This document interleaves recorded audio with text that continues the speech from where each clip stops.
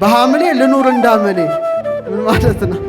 ገጠሬውም አይገናኝም እንዳሁኑ ድልድይ ያልነበረውም። ለምሳሌ ኪራይ ቤት የምትኖሩ የሚያፈስ ጣሪያ ያላችሁ እንዳመላል የምትኖሩት ትሪ ትደቅናለ፣ ሳህን ትደቅናለ ሳቁ እነሱ ቤት ነው ማለት ነው። ቀጥሎስ በነሐሴ ትንፍስ አለሽ ነፍሴ። ቀጥሎ በጳጉሜ እስቲ ልዘጋጀው አዲስ ህልም አልሜ። ያላገባው ለማግባት ያልተማረው ለመማር ህልም የሚያልምበት የጳጉሜን ወር ነውና ታላቁ ሊቅ አባ ጊዮርጊስ ዘጋስጫ ምን ይላታል? ንዑ እንከ ከመናልዕላ ለዛቲ ደመና ብርሃን እንተ ጾረቶ ለማየ ዝናብ ንጹሕ የዝናብ ውሃ የተባለ ኢየሱስ ክርስቶስን የተሸከመች የብርሃን ደመና የተባለች ቅድስት ድንግል ማርያምን እናከብራት እናገናት ዘንድ ኑ በማለት የዓለም ብርሃን ወልደ እግዚአብሔርን የተሸከመች ነውር ነቀፋ የሌለባት ንጽሕቲቱ ደመና ማን ሆና ተገለጠች ማለት ነው? ድንግል ማርያም ሆና ተገልጣለች ማለት ነው። ስለዚህ ፀሐይን በአራተኛው ዕለት ማምጣቱ በአራተኛው ወር የተወለደው ታኅሳስ የተወለደው ማን ነው? ኢየሱስ ክርስቶስ ነው አይደል እንዴ? ያዕቆብ 12 ልጆች አሉት። የመጀመሪያው ልጁ ሮቤል ነው። ሁለተኛው ልጁ ስምዖን ነው። ሶስተኛው ልጁ ሌዊ ነው። አራተኛው ልጁ ማን ነው? ይሁዳ ነው። ከነገደ ይሁዳ የተወለደው ማን ነው? እውነተኛው ፀሐይ ኢየሱስ ክርስቶስ ነው። ፈጣሪዋ ነህና አለ ወተት ሰጥተሃታል። ለደናግል ወተት አይሰጥም። ፈጣሪዋ ስለሆንክ ወተት ሰጥተሃታል። ደግሞ ልጇ ስለሆንክ ደግሞ ከሰጠሃት ወተት መልሰ ምን ብለሃል? ጠብተሃል። ድንግል ለአንተ አለ ለሁሉ መጋቢ የተውሶ ወይም የብድር ወተት ሰጠች ይላል። የምን ወተት? ያበደራት ማን ይመስላችኋል? ራሱ ልጇ እኮ ነው። ያበደረውን ወተት ነው መልሶ የጠባው እና እመቤታችን እና ሰማያትን በዘረጋው ቀኝ እጅ ጡቶቿን ጨበጥክ ይላል። በመስከረም በሉስቲ በመስከረም ስፍራ ሁሉ ለምለም ይባላል። ቀጥሎስ በጥቅምት አንድ አጥንት ይባላል። ምን ማለት ነው? በጣም ያው አረንጓዴውን በልተው ከብቶቹ ይሰባሉ። ቢያንስ ስንት ይደርሰናል?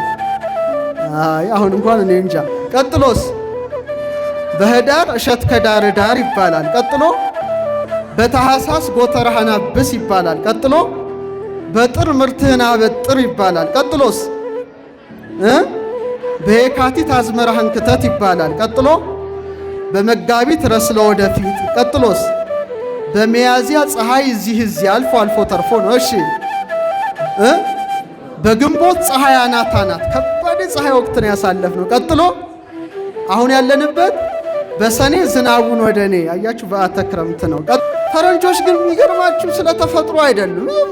ኢትዮጵያውያን ብቻ ነው ወራቸውን ሲሰይሙ ከተፈጥሮ ጋር ያዋሃዱት። ሌላው ዓለም አያውቅም። ለምሳሌ ሰኔ በፈረንጆች ምን ይባላል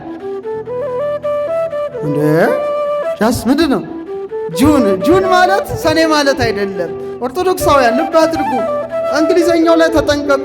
ጁን ማለት ሰኔ ማለት አይደለም። ጁኖ የሚባል ጣዖት ነው። ምን የሚባል ጣዖት ነው? ጁኖ የሚባል የጣዖት ስም ነው። ቀጥሎ ሐምሌስ ምን ይባላል በፈረንጅኛው? ጁላይ ማለትም ሐምሌ ማለት አይደለም። በጁልየስ ቄሳር የተሰየመ ነው። ነሐሴ ማለት ምንድን ነው በፈረንጆች? ኦገስት ማለት አይደለም። ኦገስት በአውግስጦስ ቄሳር የተሰየመ ነው። ሴፕቴምበር ማለትም መስከረም ማለት አይደለም። 7 ማለት ነው። መስከረም ማለት ምንድን ነው? መስ ማለት መሴ መሸ፣ ክረምቱ መሸ፣ ክረምቱ ተጠናቀቀ ነው። በስመ አብ ወወልድ ወመንፈስ ቅዱስ አሃዱ አምላክ። አቤቱ ጌታችን አምላካችን ንጉሳችን ሕይወታችን ብርሃናችን ተቀዳሚ ተከታይ የሌለ የአብ የባህሪ ልጅ ኢየሱስ ክርስቶስ ሆይ ከባህሪ አባትህ ከአብ ከባህሪ ሕይወትህ ከመንፈስ ቅዱስ ጋራ ክብርና ምስጋና አምልኮትና ውዳሴ ላንተ እናቀርባለን። በእጅጉ ምንወድሽ ንዕድ ክብርት የአምላክ እናት ጸጋሽን ረድኤትሽን በረከትሽን በእኛ በልጆችሽ ላይ አሳድሪ። ልዑል እግዚአብሔር ሁላችንን በሕይወትና በሰላም ጠብቆ ለዚህች ዕለት አድርሶናልና የአባቶቻችን አምላክ ልዑል እግዚአብሔር ስሙ የተመሰገነ ይሁን። እንኳን ለክረምቱ ወቅት በሰላም አደረሰን አደረሳችሁ። በተሰበከው ምስባክ ነቢየ እግዚአብሔር ዳዊት በመዝሙር 146 ከቁጥር 8 እስከ 9 የተናገረውን ኃይለ ቃል መነሻ በማድረግ ይሆናል። የምስጢር ባለቤት እግዚአብሔር አምላካችን ምስጢሩን ጥበቡ እንዲገልጥልን ቅዱስ ፈቃድ ይሁንልን። ዳዊት እንዲህ ይላል፣ ዘይገለብቦ ለሰማይ በደመና፣ ሰማዩን በደመና የሚሸፍነው እግዚአብሔር ነው። ወያስተደሉ ክረምተ ለምድር ለምድርም ክረምትን የሚያዘጋጅላት በተራራዎቹ ላይ በሚዘንበው ዝናብ ሳርን የሚያበቅል እግዚአብሔር ነው ይላል። ስለዚህ ቤተ ክርስቲያናችን ከሰኔ 26 ጀምራ እስከ ሐምሌ 18 ወይም እስከ በዓለ ቂርቆስ ሐምሌ 19 ቅዱስ ገብርኤል ነው ደመና፣ ጉም፣ ዝናብ፣ ዘር ብላ ሰንበታቱን ታስባለች። ከቅዱስ ቂርቆስ ወይም ከሐምሌ ገብርኤል በኋላ ደግሞ ስለ መብረቅ፣ ስለ ነጎድጓድ፣ ስለ በረድ ይነገራል። ስለዚህ ሌሊት በሚቆመው ያሬዳዊ መዝሙር በቅዳሴ ላይ በሚሰበከው ምስባክ በሚነበበው ወንጌል ሁሉ ኦርቶዶክሳዊት ቤተ ክርስቲያናችን በተለይ እስከ ሐምሌ ገብርኤል ያለውን ስለ ደመና፣ ስለ ጉም፣ ስለ ዝናብ፣ ስለ ዘር ታስተምራለችና ዛሬህን መነሻ በማድረግ ረቀቅ ያለ የሥነ ፍጥረትንም ትምህርት ጨምረን እንማራለን። እግዚአብሔር አምላካችን ምስጢሩን ጥበቡን ለሁላችን የሚግለጥልን። አሁን ወደ ሰማይ ቀና ብለን ስናይ ሰማዩ በምን ተመልቷል? ንገሩኝ፣ በምን ተመልቷል? በደመና ተመልቷልና ክረምት ነውና ዳዊት ዘይገለብበው ለሰማይ በደመና ሰማዩን በደመና የሚሸፍነው ማን ነው አለ? እግዚአብሔር ነው አለ። ስለዚህ ዛሬ ስለ ደመና በተወሰነ መልኩ እናያለን። ደመና ተፈጥሮ መቼ ነው ሲባል የሥነ ፍጥረት መጻሕፍት የሚናገሩት በዕለተ ሰኑይ ነው። እግዚአብሔር በዕለተ ሰኑይ ከዚህ እስከ ብሩህ ሰማይ መልቶ የነበረውን ውሃ ለሶስት በከፈለው ጊዜ ጠፈርን ባዘጋጀ ጊዜ ሐኖስን ባዘጋጀ ጊዜ ውቅያኖስን ባዘጋጀ ጊዜ መሬታችን ፀሐይ አልወጣባትም። ምክንያቱም ፀሐይ የተፈጠረው መቼ ነው? በዕለተ ረቡዕ ነው። ነፋስ አልነፈሰባትምና ጭቃ ሆና ነበረ። ለዚህ ሊቃውንት ምን ይላሉ? የምድር ስም ጸብር ተብሎ ይጠራ ነበር። ጽቡር ማለት ጭቃ ማለት ነው። በኋላ በመጽሐፈ ሄኖክ ላይ የተጠቀሱትን 12ቱን አለቃ ነፋሳት አውጥቶ የምስራቁ ነፋስ ወደ ምዕራቡ፣ የምዕራቡ ወደ ምስራቁ፣ የሰሜኑ ወደ ደቡቡ፣ የደቡቡ ወደ ሰሜኑ ሲመላለሱባት መሬት አሁን የያዘችውን ቅርጽ ያዘች። ምድር ተባለች። ማደሪያ ማለት ነው። ተራራው ታየ። ኮረብታው እንደ ብረት የጠነከረ ሆነ። ያን ጊዜ ከረጠበው ባህር ርጡብ ጢስ፣ የረጠበ ጢስ ከይቡሱ መሬት፣ ከደረቀው መሬት ደግሞ የደረቀ ጢስ ሆኖ በአንድ ላይ ተጠቅልሎ ደመና ተፈጥሯልና ዘይገለብቦ ለሰማይ በደመና እግዚአብሔር በክረምት ወራት ሰማዩን በደመና የሚሸፍነው ነው በማለት ጥሩ ነበር። የቀደሙ በደመና የሚሸፍነው ሰማዩን በደመና የሚሸፍነው እሱ ነው በማለት ያስቀምጣል። እና ኦርቶዶክሳውያን እስቲ አንድ ጥያቄ ልጠይቃችሁ። አሁን ሰማይ ላይ ምን አለ? ደመና አለ። ደመና አንድ አይነት ነው ወይስ ብዙ ይመስላችኋል? እስቲ ብዙ የምትሉ አጨብጭቡ። እሺ፣ ምንም ይሁን ምን ደመና ግን አንድ ነው የምትሉስ? እሺ፣ ምንም የማትሉስ? እሺ፣ በመጽሐፍ ቅዱስ ላይ ሰዎች እስከ ቅርብ ዘመን ድረስ ደመና አንድ አይነት ይመስላቸው ነበረ። ነገር ግን መጽሐፍ ቅዱስ በጣም ብዙ ጥበብ ሥጋዊ፣ ጥበብ መንፈሳዊ ስለያዘ ነቢያትም ሲጽፉ በመንፈስ ቅዱስ ተቃኝተው ስለጻፉ በመጽሐፈ ኢዮብ ምዕራፍ 35 ቁጥር 5 ላይ ዓይኖችን ወደ ሰማይ አቅንተህ እይ፣ ካንተም ከፍ ከፍ ያሉትን ደመናትን ተመልከት ይላል። ምንን ተመልከት? ደመና ሳይሆን ደመናትን ተመልከት ይላል። መጽሐፍ ቅዱስ አስጠንቅቆ ሰዎች ዓይናቸውን ቀና አድርገው ደመናትን እንዲመለከቱ ያዛል። እግዚአብሔር ለሰው ልጅ ስንት እግር ሰጥቶታል? 2 እግር ሰጥቶታል። 2 እግር የሰጠበት ምክንያት ቀና ብለን ምንን እንድንመለከት ነው? ሰማያትን እንድንመለከት፣ ደመናትን እንድናይ፣ ፀሐይን፣ ጨረቃን፣ ከዋክብትን እንድንመረምር ነው። ከብቱ፣ ላሙ፣ ፈረሱ፣ በቅሎ ሁሉ ስንት እግር አለው? 4 እግር አለው። መሬት እያየ ይሄዳል።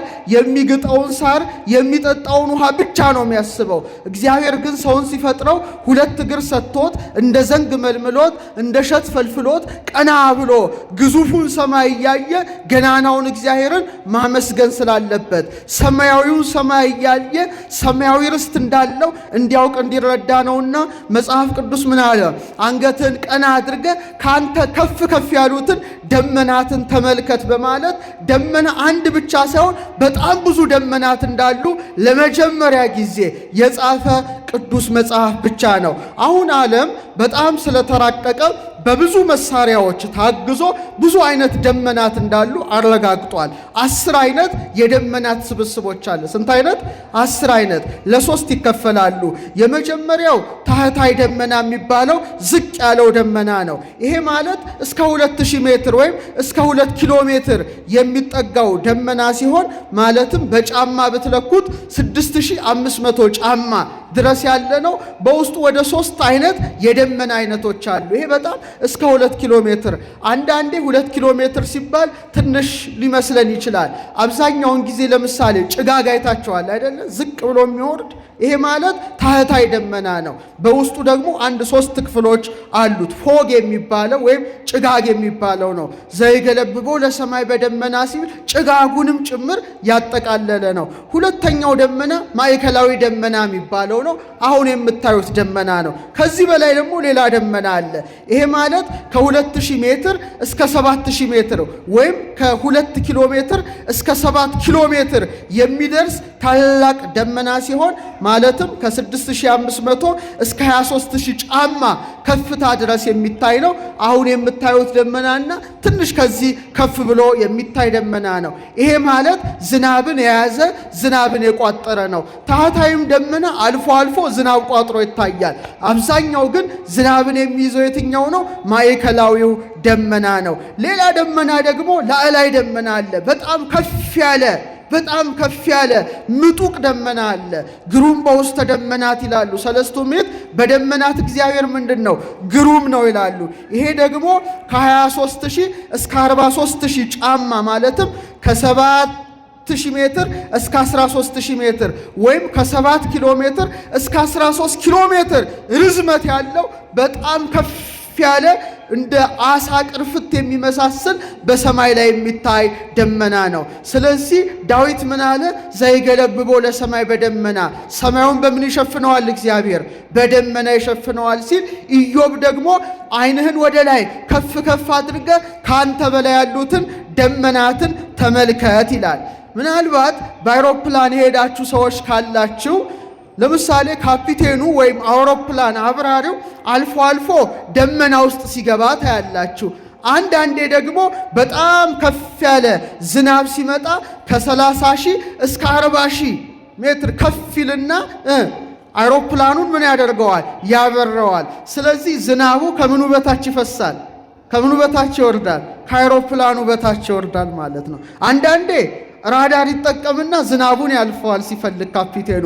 ረዥም መንገድ ለምሳሌ ከዚህ እንደ ሰሜን አሜሪካ ያለ በረራ ሲኖር ግን ኃይለኛ ዝናብ በሚመጣ ጊዜ አይሮፕላኑ ምን ያደርገዋል? ከፍ አድርጎ ከ30,000 ጫማ እስከ 40,000 ጫማ ድረስ ወደ ላይ ባወጣው ጊዜ ፀሐይን ያገኛል። ከአይሮፕላኑ በታች ምኑ ይፈሳል? ዝናቡ ይፈሳል። ስለዚህ መጽሐፍ ቅዱስ ከፍ አድርጋ ዓይንህን ይህንን የሥነ ፍጥረት ምስጢር ተመልከት በማለት ያስተምራልና ቤተ ክርስቲያናችን ይሄን ሳምንት በተለይ ስለ ደመና አብዝታ አምልታ ለልጆቿ ታስተምራለች።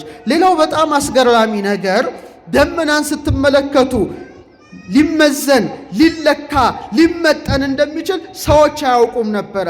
አሁንም ለመጀመሪያ ጊዜ ቅዱሱ መጽሐፍ ደመና ሚዛን እንዳለው፣ ደመና ክብደት እንዳለው፣ ደመና ሊለካ እንደሚችል፣ ደመና ሊመጠን እንደሚችል ለመጀመሪያ ጊዜ ሲያስቀምጥ በተለይ በመጽሐፈ ኢዮብ ምዕራፍ 37 ቁጥር 11 ላይ እንዲህ ይላል፣ የደመናውንም ብርሃን እንዴት እንደሚበራ አውቀሃልን ካለው በኋላ ወይስ የደመናውን ሚዛን አለ። የደመናውን ምን ሚዛን ምንድን ነው? መለኪያ ነው አይደለ?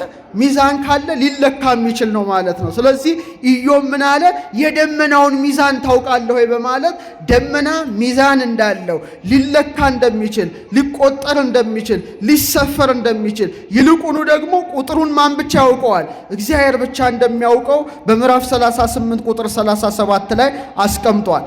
አሁን በጣም የሚገርማችሁ አንዱን እንኳን ደመና ከ10 የኩሙሉስ ደመና የሚባለው ዝናብን የያዘው ደመና 1.1 ሚሊዮን ፓውንድ ይመዝናል። አሁን ባለው መሳሪያ እየሰማችሁ ነው። 1.1 ሚሊዮን ፓውንድ ይሄ ደመና ማለት ነው። ይሄ ማለት ምን ማለት ነው? በውስጡ 1.1 ሚሊዮን ፓውንድ ውሃ ተሸክሟል ማለት ነው። የእግዚአብሔር ሥራ ይገርማችሁ። 1.1 ሚሊዮን ፓውንድ ስንት ይመስላችኋል? 100 ዝሆኖች ማለት ነው። 100 ዝሆን ጭንቅላታችሁ ላይ ቢወድቅ አስባችሁታል? ምድር ላይ ቢወድቅ እንደማለት ነው። ወይም 500 ትልልቅ ሲኖትራክ ወይም አውቶሞቢሎችን ማሰብ ትችላላችሁ። አንዱ ደመና ማለት ነው። ይሄን ያህል ተሸክሟል። ስለዚህ በመጽሐፈ ኢዮብ ላይ የደመናውን ሚዛን ይላል እና በጣም የሚገርማችሁ ደግሞ 1.1 ሚሊዮን ፓውንድ የዝናብ ውሃ ተሸክሞ ደመናው አልተቀደደም። ደመናው ምን አላለም? አንዴ ቢዘረግፈው ኖሮ ምድር አትኖርም፣ ቤታችንም አይኖርም። እግዚአብሔር ግን ባወቀ ያ ደመና ዝናቡን እንዲሸከም አድርጎ ፈጥሮታል። ስለዚህ ኢዮብ በአድናቆት በምዕራፍ 26 ቁጥር 8 ላይ ምን አለ? እግዚአብሔር አለ ውሆችን አለ በደመናዎች ውስጥ ያስራል፣ ደመናይቱ ከታች አልተቀደደችም አለ። ከምን አልተቀደደችም? አልተቀደደም። ያልተቀደደ ደመና ማለት ነው። 1.1 ሚሊዮን ፓውንድ የዝናብን ውሃ ተሸክሞ ስላልተቀደደ እግዚአብሔር አለ ውሃዎችን በደመና ውስጥ ያስራል፣ ደመናይቱ ግን ከታች ምን አላለችም? አልተቀደደችም። ብትቀደድ ኖሮ የሰው ልጅ ምን አይልም? አይተርፍምና እግዚአብሔር በስራው ምንድን ነው? ድንቅ አምላክ መሆኑን በእውነት ዛሬ የምንመሰክርበት ዕለት ነው። ስለዚህ ዘይገለብቦ ለሰማይ በደመና ሰማዩን በደመና የሚሸፍነው እግዚአብሔር ነውና እነዚህ ደመናቱ በሙሉ ምሳሌ ያላቸው። እግዚአብሔር በደመና ምን ይላል? የሰውን ልጆች ያስተምራል። ስነ ፍጥረት ራሱ ምንድን ነው? መምህር ነው። ለምሳሌ በጣም የምትወዱት ደመና ምን አይነት ደመና ነው? እኔ የምወደው ደመና አለ፣ አንተ የምትወደው የደመና አይነት አለ፣ አንቺ የምትወጂው አለ። ግን አብዛኛው ደስ የሚያሰኘው ደመና ነጩ ደመና ነው። ምን አይነት ደመና ነው? ይሄ አሁን ለምሳሌ ጥሩ ነው፣ ነጣ ያለ ነው፣ ግን ጠቆርም ብለዋል። ዝናብን ሲሸከም ጠቆር ይላል፣ ዝናብ ውሃ ከሌለው ነጭ ይሆናል። እና ነጭ ደመና እግዚአብሔር ሲፈጥረው በተፈጥሮ ጥቃቅን የውሃ ጠብታዎች፣ የበረዶ ክሪስታሎች በአየር ላይ ሲሰበሰቡ ሙሉ በሙሉ የፀሐይን የብርሃን ሞገድ ማንጸባረቅ ይችላሉ። ስለዚህ ምን መስለው ይታያሉ? ነጭ መስለው ይታያሉ። ነጭ ሆነው የሚታዩት በምኑ ነው ማለት ነው? ከላይ ባለችው በፀሐይ አማካይነት ነው። ሙሉ በሙሉ የፀሐይን የብርሃን ሞገድ ስለሚቀበሉ የሰው ልጅ ቀና ብሎ ሲመለከት ምን አይነት ደመና ያያል? ልክ እናንተ እንደለበሳችሁት ነጠላ ነጭና ብሬት ደመና ትታያለች። እንግዲህ ከዝቅተኛው ደመና እስከ መካከለኛው ደመና ላዕላዊው በጣም ረቂቅ ነው። በአይሮፕላንም ስትሄዱ ይህን እንደተባዘተ ጥጥ ነጭ ሆነውን ደመና ትመለከታላችሁ። መጽሐፍ ቅዱስ ነጩን ደመና የእግዚአብሔር የክብር መገለጫ አድርጎ ይተረጉመዋል። በዮሐንስ ራእይ ምዕራፍ 14 ቁጥር 14 ላይ እነሆም አለ ነጭ ደመና። ምን አይነት ደመና? እስቲ ድገሙት። ነጭ ደመና፣ በደመናውም ላይ የሰውን ልጅ የሚመስል ተቀምጧል፣ በራሱም ላይ የወርቅ አክሊል በእጁም ስለታም ማጭድ ነበረው ይላል። ስለዚህ በነጭ ደመና ላይ የተቀመጠው ማን ነው? ንጹሐ ባህሪ ኢየሱስ ክርስቶስ ነው። ማጭድ ማለት ፍርድን ይዟል ማለት ነው። የዕለተ ምጽአትን ነገር ሲናገር በነጭ ደመና ላይ ተቀምጧል ብሏል። ስለዚህ ኦርቶዶክሳውያን ሁልጊዜ አይናችንን ቀና ብለን ነጩን ደመና በሰማይ ላይ በተመለከትን ጊዜ ማንን ማሰብ አለብን ማለት ነው? ንጹሐ ባህሪ ኢየሱስ ክርስቶስን ዳግመኛ ለፍርድ የሚመጣውን አምላካችንን ማሰብ አለብን። ለምሳሌ የማቴዎስ ወንጌል ምዕራፍ 17 ቁጥር 5 ላይ ጌትነቱን ታቦር ላይ በገለጠ ጊዜ ምን ይላል? እነሆ ብሩህ ደመና ጋረዳቸው ይላል። ምን አይነት ደመና? ብሩህ ደመና። እግዚአብሔር መንፈስ ቅዱስ ነው በደመና አምሳል አብ የምወደው ልጅ ይሄ ነው ይላል። ስለዚህ ብሩህ ደመናን ሰዎች ሲመለከቱ የታቦር ጌትነቱን የታቦር ክብሩን እንዲያውቁ መሆን አለባቸው። ከቃሉ ጋር ናችሁ? ሌላው ብርህት የሆነችውን ደመና ስትመለከቱ ድንግል ማርያምን ማሰብ አለብን። ማንን እናስባለን? ድንግል ማርያምን። እመቤታችን በሁለት አይነት ደመናዎች ተመስላለች። አንደኛው ብርህት በሆነችው በዚች አይነት ደመና ነው። ሁለተኛው ደግሞ ትንሽ አስፈሪ በሆነው ድቅድቅ ያለ ደመና ነው። ኤፍሬም ሶርያዊ አንቲ ዘበአማን ደመና እንተ አስተራኪ ለነ ማየ ዝናብ፣ ንጹሕ የዝናብ ውሃ የተባለ ኢየሱስ ክርስቶስን ቋጥረሽ የታየሽ እውነተኛ ደመና አንቺ ነሽ ይላል። እቺ ደመና አለች። ሌላኛዋ ደግሞ ራቁ ደመና። አሁን የምታዩት የዝናብን ውሃ ያልያዘ ብሩህ ሆኖ የሚታይ ደመና አለ። እሷ የማን ምሳሌ ሆና ተገለጠች? የድንግል ምሳሌ ሆና ተገለጠች። ቅዱስ ያሬድ ምን ይላል? ሰአሊ ለነ ማርያም፣ ማርያም ለምኝልን፣ ንጽሕት በድንግልና አልባቲ ሙስና ጸምር ጸዓዳ ራቁ ደመና ይላታል። ነጯ ደመና ማለት ነው። ምንም አይነት የዝናብን ጠብታ ያልያዘች ጥቁረት ያልተቀላቀለባት ደመና አንቺ ነሽ ይላታል። ያቺ እቺ የምታዩት ነጯ ደመና ምንም አይነት ጥቁረት እንዳልተቀላቀለባት ድንግል ማርያም ምን የለባትም? ጽነት የለባትም፣ ኃጢአት የለባትም፣ ነውር ነቀፋ የለባትም። አመስግኗት እቺን ደመና። አዎ ራቁ ደመና፣ የተራቆተች ደመና ይላታል። የዝናብን ውሃ ያልተሸከመች። ምንን ያልተሸከመች? የዝናብን ውሃ። እቺ ብሪቷ ደመና በውስጧ ምንም አይነት የዝናብ ጠብታ እንዳልያዘች ድንግል ማርያምም በዝናብ ጠብታ የተመሰለ የወንድ ዘርን አልያዘችም ማለት ነው። ታላቁ ሊቅ አባ ጊዮርጊስ ዘጋስጫ ምን ይላታል? ንዑ እንከ ከመናልዕላ ለዛቲ ደመና ብርሃን እንተ ጾረቶ ለማየ ዝናብ ንጹሕ። ንጹሕ የዝናብ ውሃ የተባለ ኢየሱስ ክርስቶስን የተሸከመች የብርሃን ደመና የተባለች ቅድስት ድንግል ማርያምን እናከብራት እናገናት ዘንድ ኑ በማለት የዓለም ብርሃን ወልደ እግዚአብሔርን የተሸከመች ነውር ነቀፋ የሌለባት ንጽሕቲቱ ደመና ማን ሆና ተገለጠች ማለት ነው? ድንግል ማርያም ሆና ተገልጣለች ማለት ነው። ሌላው ሁለተኛው የደመና አይነት እስቲ ደመና በሉ እስቲ። አይሰማም። ደመና ከፀሐይ ጋራ ይሄንን አይታችኋል አይደለ? እዚህ ጋር ደመና አለ፣ እዚህ ጋር የፀሐይ ብርሃን አለ። ይሄ ደግሞ በጣም አስደናቂ ነገር ነው። እንግዲህ ከፀሐይ ጋር ያለ ደመና የሚከሰተው እንዴት ነው? አንዳንዴ የፀሐይ ብርሃን በደመናው በከፊል ሊጋረድ ይችላል፣ ሙሉ በሙሉ ሊሰወር ይችላል። ግን በዙሪያው ሲያበራ ምን ይታያል? በደመና ውስጥ ፀሐይ፣ በደመና ውስጥ ምን? ድገሙት። በደመና ውስጥ ምን? ፀሐይ። መጽሐፍ ቅዱስ በደመና ውስጥ በፀሐይ ውስጥ ስለሚታየው ደመና ወይም ፀሐይን በከፊል ስለሚያንጸባርቀው ደመና እንዲህ ይላል በሁለተኛ ሳሙኤል ምዕራፍ 23 ቁጥር 4 ላይ እርሱ እንደ ማለዳ ብርሃን እንደ ፀሐይ አወጣጥ በጠዋትም ያለ ደመና እንደሚደምቅ ይላል። በጠዋት ያለ ደመና ምን እንደሚሆን? እንደሚደምቅ። ምናልባት ጠዋት ስትነሱ አንዳንዴ በጣም የደመቀ ደመና አይታችኋል አይደለ? ለምሳሌ ፀሐይ ስትወጣ በምኑ ይደምቃል? ደመናው በፀሐይ። አንዳንዴ ደግሞ ፀሐይ ስትጠልቅ ደመናው በምኑ ይደምቃል? በፀሐይ። እና ያ ደመና ቀለሙ ምን ሆኖ ይታያል? ጎልደን ሆኖ ወይም ወርቃማ ሆኖ ይታያል። ስለዚህ መጽሐፍ ቅዱስ በጠዋት ያለ ደመና እንደሚደምቅ ይላል። እኔ ይሄንን ደመና ስመለከት ማንን አስባለሁ? አንተ ይሄን ደመና ስትመለከት ማንን ታስባለህ? ፀሐይና ደመና። እስቲ አሰላስሉት። ፀሐይና ምን? ደመና። እኔ ፀሐይን በደመና ደመናን በፀሐይ ውስጥ ስታዩ በማቴዎስ ወንጌል ምዕራፍ 17 ቁጥር 5 ላይ ማትዝ ይላቸዋል።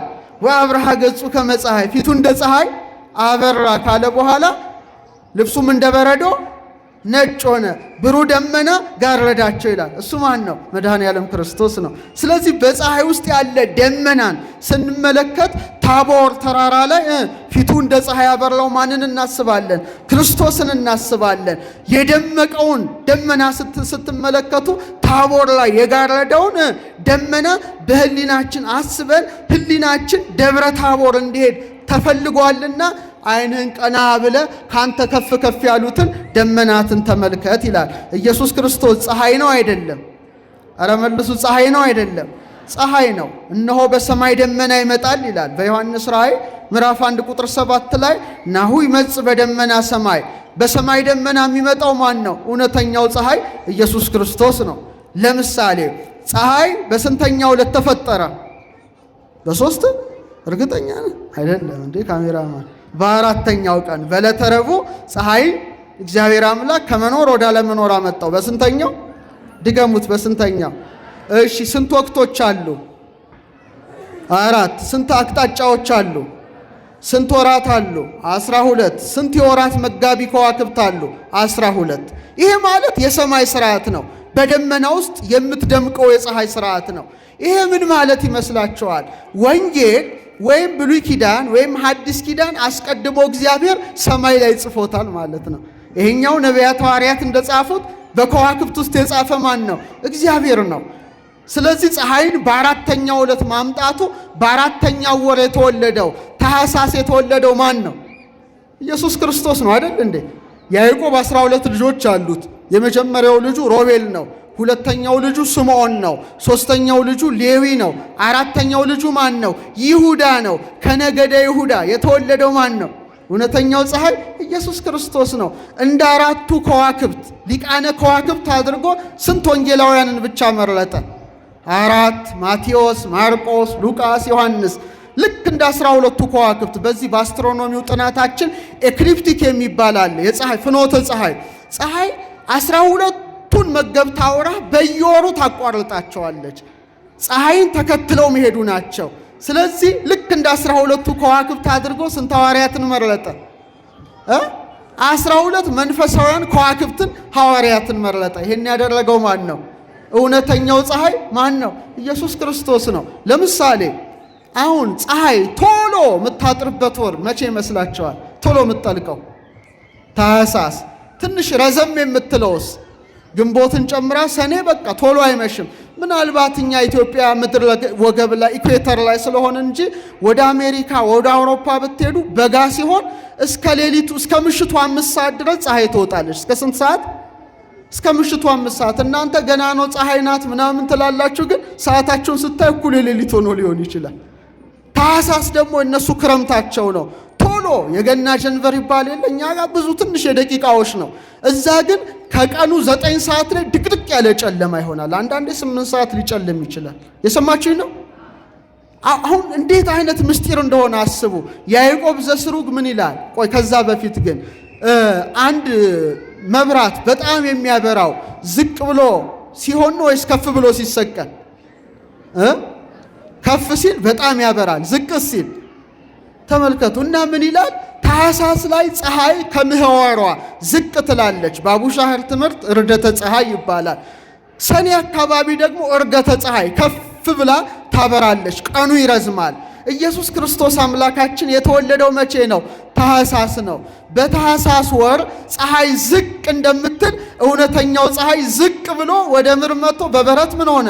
ተወለደ። ግንቦት ላይ ሰኔ ላይ ፀሐይ ከፍ ብላ እንደምታበራ የኔና የናንተ ጌታ ግንቦት ላይ እርገቱን አደረገ። ክብር ለእውነተኛው ፀሐይ ለኢየሱስ ክርስቶስ ነው። ስለዚህ ይህንን ሁሉ እናስባለን በደመና ውስጥ ምን ፀሐይ ስናይ።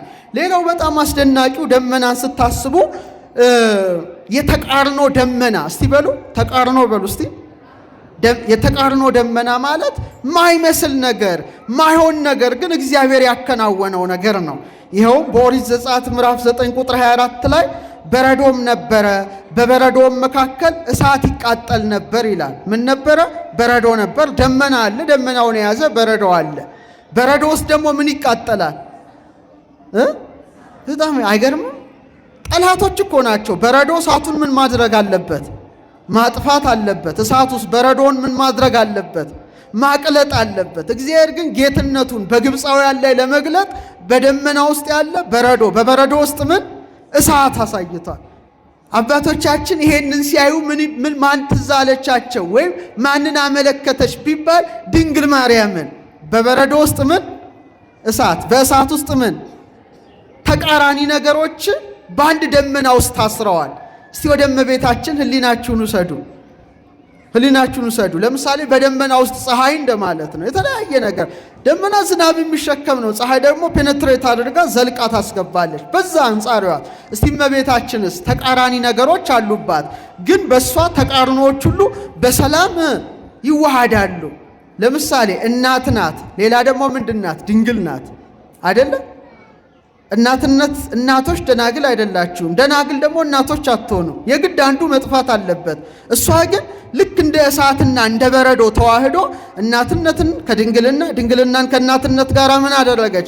አዋህዳ ተገኘች። አመስግኗትችን እመቤት አዋህዳ ተገኘች። ብዙ ተቃራኒ ነገሮች። ለምሳሌ አሁን እናቶቻችን እዚህ ያላችሁ ልክ ልጅ ስትወልዱ እግዚአብሔር አምላክ ልጃችሁን በምታሳድጉበት ገንዘብ ከጡታችሁ ምንን ያፈሳል? ወተትን ይሰጣል። ልጁ ይጠባዋል፣ ያድጋል። ተስማሚው ማለት ነው። ተስማሚ ነገር። ደናግል አላችሁ፣ ምንም አይነት ወተት የላችሁም። ይሄ ሕግ ነው። እሷ ደግሞ ድንግል ሆና እያለች በቤተልሔም ከጡቶቿ ምን ተገኘ? ኧረ መልሱ፣ ወተት ተገኘ። አመስግኗት። ተቃራኒ ነገር ግን አስተባብራለች። ይሄ ነው። ለዚህ ነው ደመና ሙሴ ይሏታል አባቶቻችን። ደመና ሙሴ፣ ደመና ግብፅ ወዘተርፈ ይሏታል። እስቲ ይሄን ቃል አብረን እንበል። ኤፍሬም ያለው ነው። ፈጣሪዋ ነህና በሉ እስቲ። አይሰማም። ለድንግል እናት ለጡቶቿ ወተትን ሰጠ። ልጇ ነህና ከሰጣሃት ወተት መልሰ ጠባ። አይገርማችሁም እናቶቻችን? ይሄ ለእናንተ ነው የሚገባው። ፈጣሪዋ ነህና አለ ወተት ሰጥሃታል። ለደናግል ወተት አይሰጥም። ፈጣሪዋ ስለሆንክ ወተት ሰጥሃታል። ደግሞ ልጇ ስለሆንክ ደግሞ ከሰጣሃት ወተት መልሰ ምን ብለሃል? ጠብተሃል። ድንግል ለአንተ አለ ለሁሉ መጋቢ የተውሶ ወይም የብድር ወተት ሰጠች ይላል። የምን ወተት? ያበደራት ማን ይመስላችኋል? ራሱ ልጇ እኮ ነው። ያበደረውን ወተት ነው መልሶ የጠባው። እና እመቤታችን ሰማያትን በዘረጋው ቀኝ እጅ ጡቶቿን ጨበጥክ ይላል። ስለዚህ ተቃርኖ የሆኑ የደመና አይነቶችን ስትመለከቱ እነዚህን ሁሉ ሰማያዊ ምስጢራት በሕሊናችሁ ልታስቡ ልታሰላስሉ ይገባል። ሌላው በጣም የነውጥ ደመና አለ። በጣም አስፈሪ ደመና አለ። መባረቅት ነጎድጓድ ያሉበት የመባረቅት ብልሽታ የነጎድጓድ ማስገምገም የሚሰማበት ከፍተኛ የሆነ የነውጥ ደመና አለ። ደምፀ ገሪሁ ለዝናብ የዝናብ ኮቴው ተሰማ ማለት ግግግግግ እያለ ነጎድጓዱ እያስገመገመ ሰማዩ በደመና ጠቁሮ ሲታይ ይሄ ደግሞ በጣም አስፈሪ ነጎድጓዱ ያገሳ መባረቅቱ እየተብለጨለጩ የሚታዩበት በጣም ኃይለኛ ደመና በረዶ የተሸከመ አልፎ ተርፎ አውሎ ነፋስ የያዘ ከባድ ደመናን ስትመለከቱ ሕሊናችሁ ቀጥታ ሲና ተራራ ላይ መሄድ አለበት። የት መሄድ አለበት? ሲና ተራራ ላይ። እነሆ በከባድ ደመና ወደ አንተ እመጣለሁ አለ። ከዛ እንዳለውም አልቀረ ድቅድቅ በሆነ ደመና ቃለ ቀርን እየተሰማ መባረቅት ነጎድጓድ እያሉ እግዚአብሔር በሲና ተራራ ለማን ተገለጠ? ለሙሴ ተገለጠ። ይሄ ማለት አስፈሪ ነው ማለት ነው። ፈራጅነቱን ያመለክታል። ታቦር ተራራ ላይ ደግሞ በጣም የጠቆረ ድቅድቅ ደመና ሳይሆን ብሩህ ደመና ታየ። ያ ብሉይ ኪዳን ነው፣ ይሄ አዲስ ኪዳን ነው። እየሰማችን ነው ክርስቲያኖች? በታቦር ተራራ ምን ተገለጠ? ብሩህ ደመና ሲገለጥ፣ ሲና ተራራ ላይ ደግሞ ድቅድቅ ደመና መገለጡ ያ የብሉይ ኪዳን ዘመን አስፈሪ ዘመን አስደንጋጭ ዘመን ሲሆን ሐዲስ ኪዳን ደግሞ የምህረት ዘመን ስለሆነ በምን ተለወጠ ማለት ነው? በታላቅ የብርሃን ደመና ተለወጠ ማለት ነው። ከቃሉ ጋር ናችሁ? እግዚአብሔር ከሁላችን ጋር አይሁን። ስለዚህ ደመና እንዲህ ይላል። በጣም ይገርማል። የእግዚአብሔር ቀን መጥቷል። የጨለማና የጭጋግ ቀን የደመናና የድቅድቅ ጨለማ ቀን ነው ይላል። በጣም አስፈሪ ነው። ስለ ምልዕተ ምጽአት ነው የሚናገረው። ያ ዘመን ይላል በጣም ኢዮኤል ላይ ነው የሚናገረውና ማይታወቁ ፍጡራን ይወጣሉ ይላል። እንግዲህ እናንተ ሙሉ በሙሉ ቤታችሁ አንቡትና ማይቆስሉ ማይደሙ በአጥር ላይ የሚወጡ በመስኮት የሚሾልኩ ያን ጊዜ ይላል የእግዚአብሔር የቁጣ ቀን ነው ይላልና ድቅድቅ ደመና ይመጣል ይላል። እግዚአብሔር ከፍርድ ቀን ይሰውራል።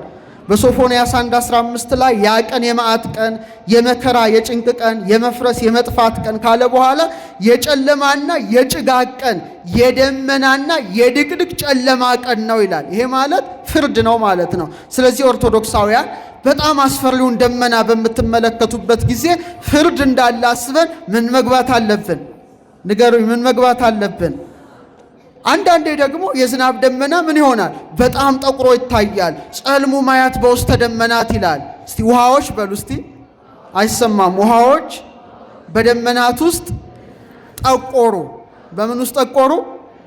የሚያጠቁራቸው ምንድን ነው? ነፋስ ነው። ከባቢ አየሩ ነው። እስመ ነፋስ ጸሊም በአርአያው ይላል ሄኖክ። ነፋስ በባህሪው ምንድን ነው? ጨለማነት ነው። ስለዚህ ከባቢው አትሞስፌሩ ምን አድርጎ ይታያል? ጨለማ መስሎ ይታያልና እነዚህን ሁሉ ማሰብ፣ ማወቅ፣ መረዳት ለክርስቲያኖች በእውነት የተሰጠ ነው። ሌላው በጣም ተወርዋሪ ደመና አይታችሁ ታውቃላችሁ? ፈጣን ደመና። አሁን ይሄ ተበትኗል ማለት ነው። ግን አንዳንድ ደመናዎች ሲሄዱ አይታችኋል? አላያችሁም? ለምሳሌ በአይሮፕላን ስትሄዱ በጣም ፈጣን ደመናዎችን ማየት የተለመደ ነው። ፈጣን ደመና ስትመለከቱ ቀሊል ደመና ይባላል በቤተ ክርስቲያን ቋንቋ። ፈጣን ደመና ስትመለከቱ ፈጣኗ አፍጣኒተ ረድኤት ማን ትመስላችኋለች?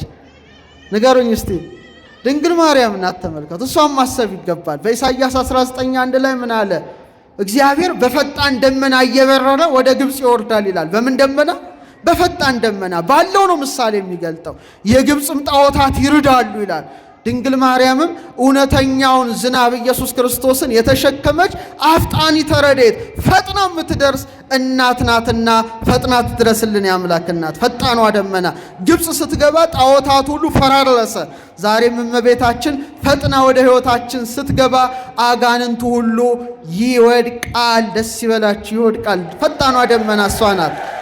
ይህን ሁሉ ነገር እንድናስብ ይሆናል። በመጨረሻ አንድ በ3-4 ደቂቃ ትምህርቴን ስቋጨው ስለ ዝናብ ትንሽ ልንገራችሁ። ስለ ዝናብ ልንገራችሁ። ዝናብ ከሰማይ ነው የሚወርደው ወይስ ከምድር ነው የሚወጣው? ከየት ነው እንዴ? ግራ ተጋባችሁ። ከየት ነው የሚመጣው? ከየት ነው የሚመጣው? ወዴት ነው የሚወጣው? ከሰማይ። እሺ፣ መጽሐፍ ቅዱስ ለመጀመሪያ ጊዜ ሰዎች ዝናብ ከሰማይ የሚወርድ ብቻ ይመስላቸው ነበረ። መጽሐፍ ቅዱስ ግን በፍጹም ሰማይ ከሰማይ ብቻ ዝናብ ከሰማይ አይደለም የሚወርደው መነሻው ውቅያኖስ ነው ብሎ ለመጀመሪያ ጊዜ የጻፈ መጽሐፍ ቅዱስ ነው። የሚገርማችሁ የዓለም ሳይንቲስቶች ያወቁት በ17ኛው ክፍለ ዘመን ነው። መጽሐፍ ቅዱስ ግን እንዲህ ይላል በመጽሐፈ ኢዮብ ምዕራፍ 36 ቁጥር 27 ላይ የውሃውን ነጠብጣብ ወደ ላይ ይስባል። ወደ ምን ይስባል? ወደ ታች ነው ወደ ላይ? ተመልከቱ። ታያችሁ? ኢቫፖሬሽን እየተማራችሁ ነው አይደል? ሳይንስ ኢቫፖሬሽን ትነት ምን አለ?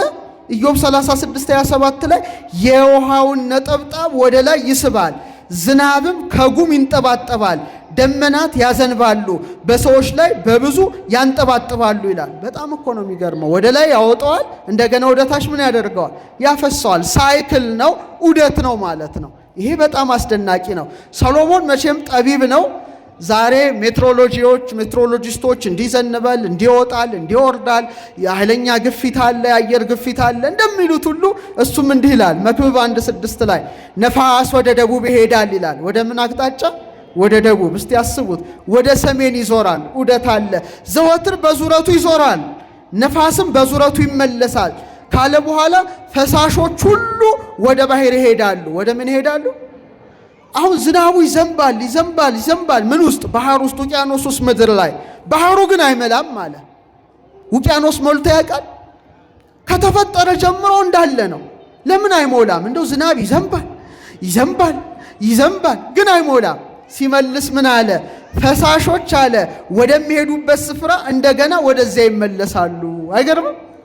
ይፈሳል፣ እንደገና ይመለሳል። ውሃ ቅዳ ውሃ መልስ ማለት ነው። እግዚአብሔር ስራው አይገርማችሁም? እስቲ ያመስግኑት። ይንገና ነውና እንዲህ እያሽከረከረ እንትን ይላል። አሞጽም ምን ይላል? ምዕራፍ 9 ቁጥር 6 ላይ የባህርንም ውሃ ጠርቶ ይላል በምድር ፊት ላይ የሚያፈሰው እርሱ ነው፣ ስሙም እግዚአብሔር ነው አለ። ስሙ ማን ነው? የባህርን ውሃ ጠርቶ እንደገና የሚያፈሰው ወደ ላይ ያወጣዋል፣ እንደገና በትነት መልኩ፣ ከዛ በኋላ እንደገና ወደ ምድር ያወርደዋልና የእግዚአብሔር ስራው በጣም በጣም ድንቅ ነው። በሀገራችን አንድ ሜትሮሎጂስት ነበረ። ሜትሮሎጂስት ማለት የሥነ ፍጥረት ሊቅ ነው። 14ኛው ክፍለ ዘመን ላይ ነበረ።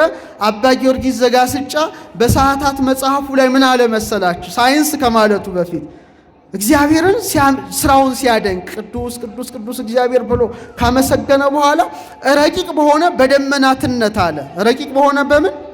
ለዓይን በማይታይ በደመናትነት ዘያቁሮ ለማይ ውሃውን የሚቋጥር ውሃውን ምን የሚል የሚቋጥር የአርጎም ቀላይ ከውቅያኖስ ደግሞ ወደ ላይ የሚያወጣው ወይወርዶም ነው ሰማይ በሰማይ ደጃፍ ወይም በሰማይ መስኮት የሚያፈሰው እግዚአብሔር ብቻ ነው። ክብር ለአምላካችን ይሁን።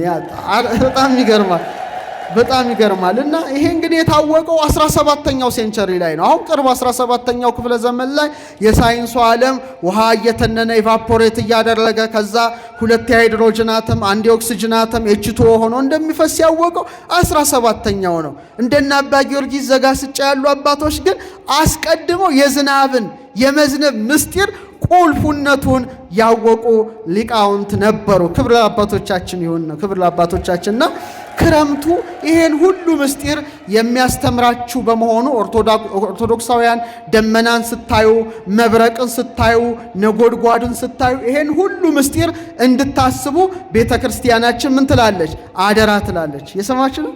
ለምሳሌ አሁን ክረምት ላይ በጣም አስፈሪው ነገር መብረቅ ነው አይደለ? ግን ጥሩ ነው መጥፎ ነው? መብረቅ ጥሩ ነው መጥፎ ነው? አታውቁትም አይደል? መጽሐፍ ቅዱስ ግን ለይቶ በመጽሐፍ ሄኖክ ላይ ወይበርቁ ለበረከታት ለበረከት ብልጭ ይላሉ አለ። ለበረከት ምን ይላሉ? ብልጭ ይላሉ። በጣም አስደናቂ ነው። ብልጭ ሲል ምንድን ነው? በረከት ነው ማለት ነው። እጽዋት እንዲያብቡ እንዲያፈሩ የሚያደርግ ነው። ለምሳሌ መብረቅ ሲወርድ ምንድን ነው? ከባቢ አየሩን ይከፍለዋል።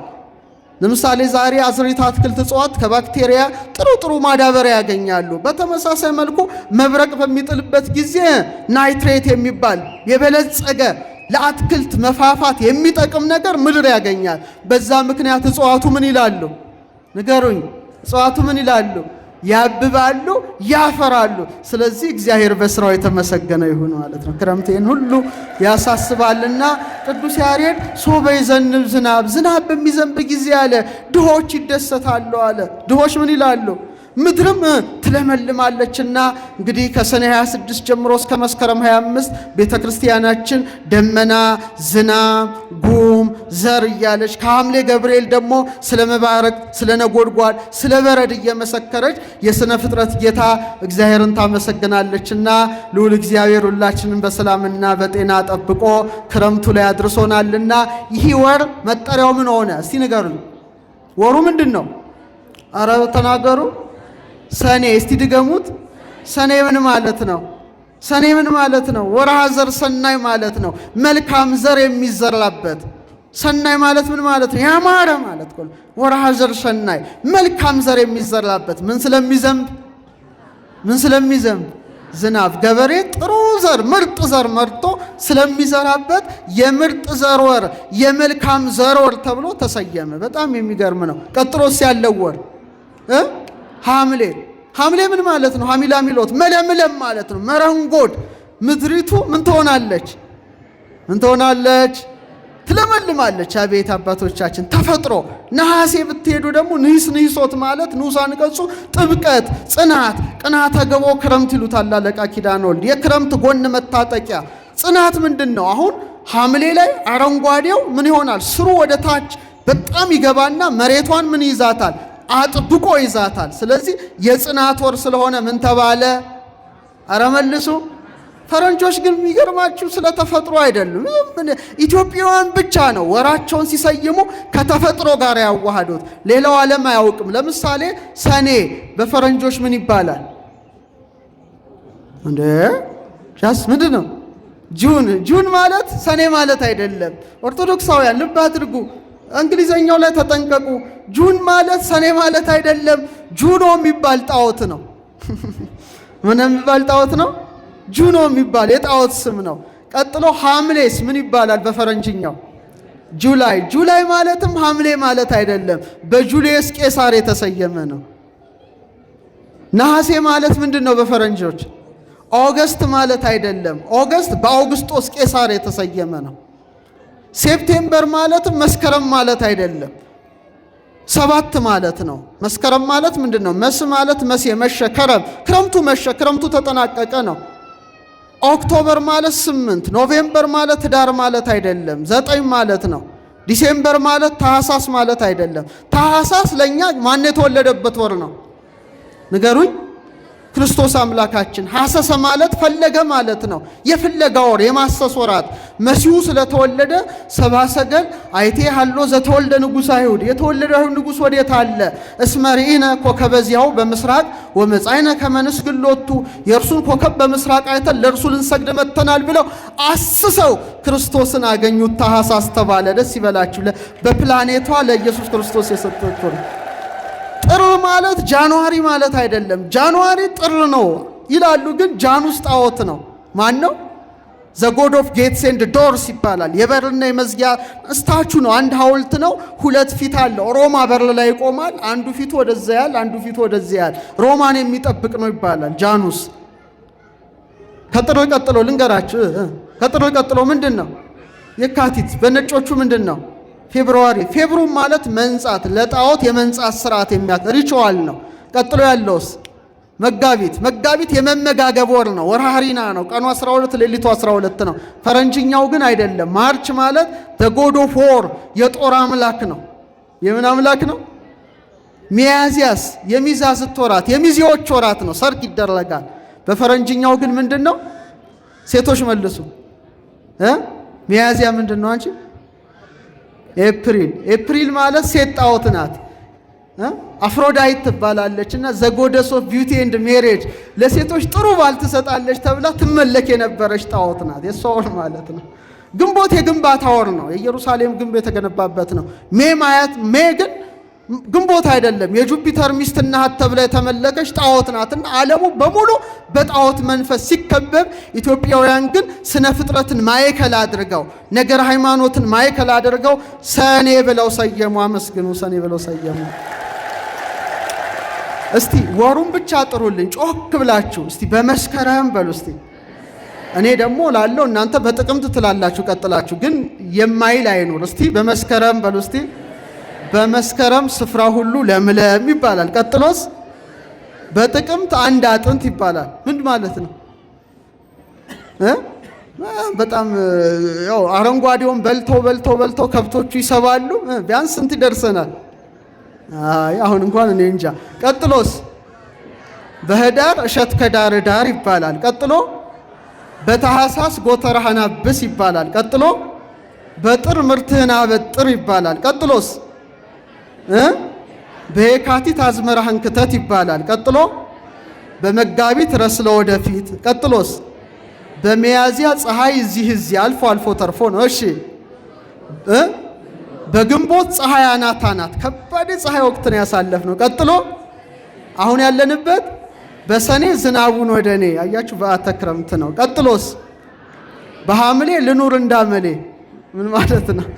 ገጠሬውም አይገናኝም። እንዳሁኑ ድልድይ ያልነበረውም። ለምሳሌ ኪራይ ቤት የምትኖሩ የሚያፈስ ጣሪያ ያላችሁ እንዳመላል የምትኖሩት ትሪት ደቀናለ ሳህን ትደቀናለ ሳቁ እነሱ ቤት ነው ማለት ነው።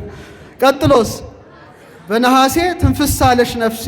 ቀጥሎ በጳጉሜ እስቲ ልዘጋጀው አዲስ ህልም አልም። ያላገባው ለማግባት ያልተማረው ለመማር ህልም የሚያልምበት የጳጉሜን ወር ነውና ጳጉሜንን አሳልፎ ክረምቱን አሳልፎ ለመጸው የአበባው ጊዜ አምላካችን ያድርሰን።